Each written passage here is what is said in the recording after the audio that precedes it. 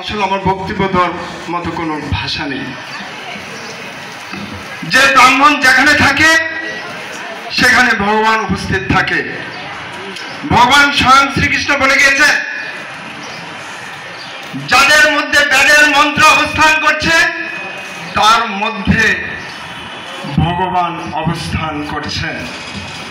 স্বয়ং সুদামাকে এই কথাটা বলেছিল ভগবান শ্রীকৃষ্ণ।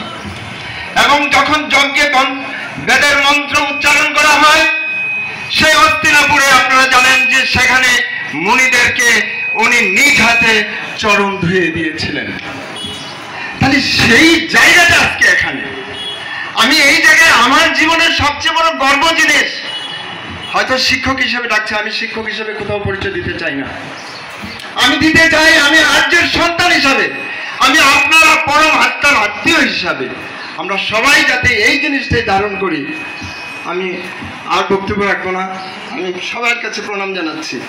একটা জিনিস বলবো শুধু, আমার বলার ইচ্ছা ছিল, আমি হয়তো চন্দন ঠাকুর আমন্ত্রণে এসেছি এবং বাসুদেবের বলতাম, আমাদের কুমিল্লাতে যে 7-8টি স্কুল আছে, 7-8টি স্কুলের যে শিশু বয়সী সন্তানেরা, আমাদের ছেলেমেয়েরা, আমরা এই শ্যামাচার 4টি স্কুলের এই বয়সে নেতৃত্ব দিয়ে যাচ্ছে, যার নেতৃত্বে কুমিল্লা শহরে গীতা শিক্ষালয় আজকে ধীরে ধীরে আজকে একটা উন্নত শিখরে যাচ্ছে।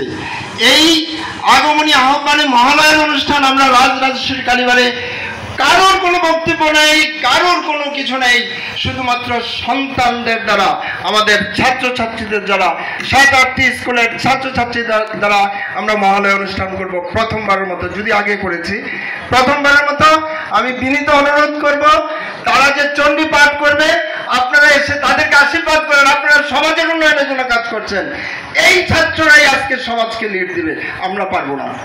আমি আর বেশি বক্তব্য দিচ্ছি না, সবার কাছে আমি প্রণাম জানিয়ে আমি আমার বক্তব্য শেষ করছি।